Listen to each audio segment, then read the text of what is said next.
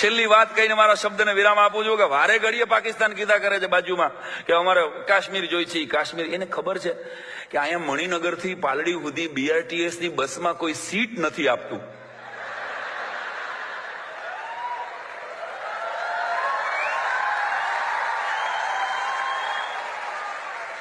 શ્રેયાંશભાઈ અને કાશ્મીર આપે આને વારે ઘડીએ કાશ્મીર આપો કાશ્મીર આપો. બિચારાઓને ખબર જ નથી પાકિસ્તાનમાં જેટલા ટોટલ ઘર છે ને એટલા તો અહીં સુલભ શૌચાલય છે.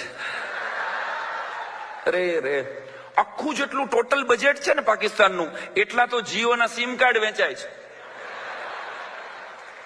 સિરિયસલી કહું છું, એના આખા દેશમાં પાકિસ્તાનમાં જેટલું તેલ ખાવામાં વપરાય છે ને, અતુલ પંડ્યાનો અમારો મિત્રનો કલ્પના છે કે આખા પાકિસ્તાનમાં જેટલું તેલ ખાવામાં વપરાય છે ને એથી વધારે તેલ તો દર શનિવારે હનુમાનજી ઉપર હિન્દુસ્તાનમાં ચડાવવામાં આવે છે.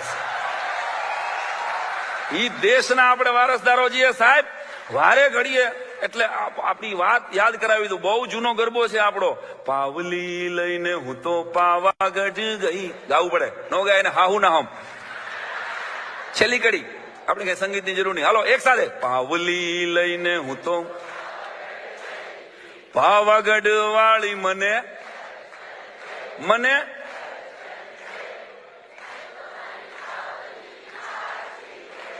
સરસ. આટલું સરસ આવડે છે તો અહીં હું ધક્કો ખાધો. ખોટો ખર્ચો પાર્થિવમાન ભૂમિમાન સાંઈરામમાં કર્યો. ગીરે નો ગાઈ લેવાય. પણ આ કવિતા માત્ર માતાજીની નથી દોસ્ત. પાવલી લઈને હું પાવાગઢ ગઈ હતી, પાવાગઢ વાળી મને દર્શન દે, ત્યાં સુધી આ ગરબો છે.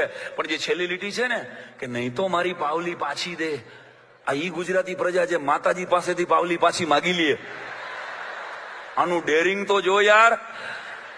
માતાજી પાસેથી પાવલી માગી લે પાછી. ઈ ગુજરાતી પ્રજાના મૂળ અને કુળના વડાપ્રધાન નરેન્દ્રભાઈ મોદી પાસેથી પાકિસ્તાન ને કાશ્મીર જોઈ છે.